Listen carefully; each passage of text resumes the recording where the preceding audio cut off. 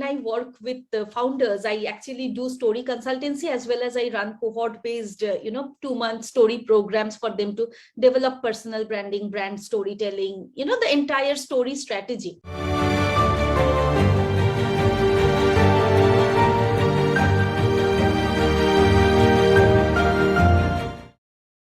The thing is that feminism is not activism.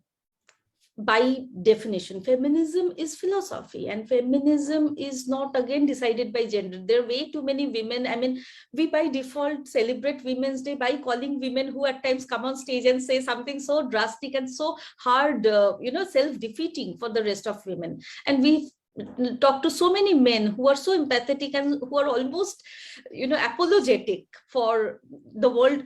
The world is unfair and we have to fix it. One of the main areas where, when I work with the founders, I actually do story consultancy as well as I run cohort-based, 2-month story programs for them to develop personal branding, brand storytelling, the entire story strategy for small and medium businesses.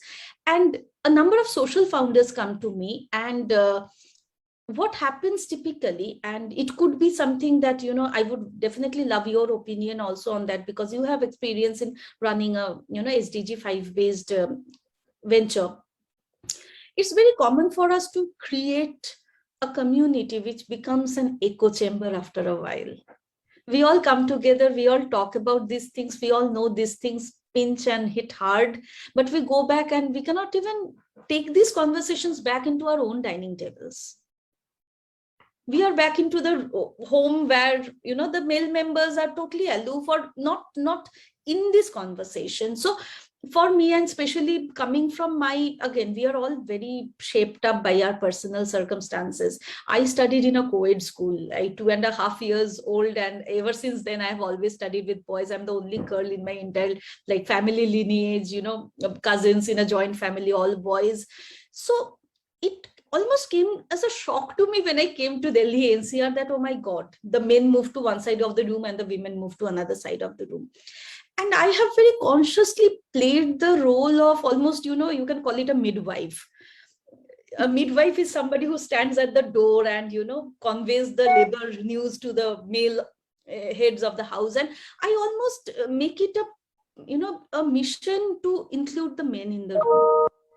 Do I throw around the feminism word? 5 years back, I would say yes. I mean, I totally own and embrace the word. And why should, the word is so beautiful. And the word really means we are equal.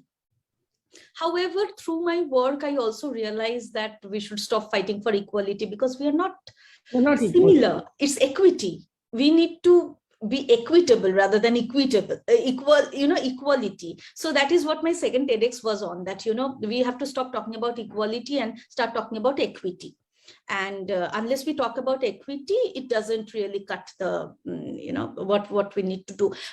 But the discussion of feminism aside, I feel that we need to have very emotionally intelligent conversations to get the allies and the collaborators in the room, because there have been so many gender-based conversations we are having. Again, we say gender, we mean women.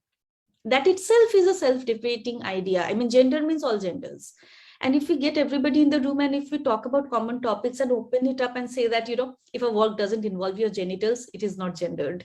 Stop stereotyping. Typical small things, but in a way of humor, in a way of inclusivity, in a way of,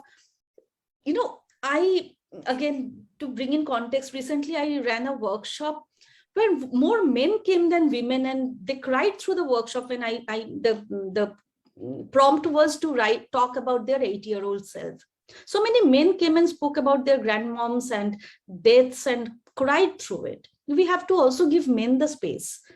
So I feel that, especially working with social founders, I have seen that we have to choose our words, but we have to be very conscious about getting the men in the room and talking about parenting rather than motherhood. We also did Joys of Fatherhood last year. In October, we ran, a campaign called Joys of Fatherhood to celebrate parenting from the father's angle.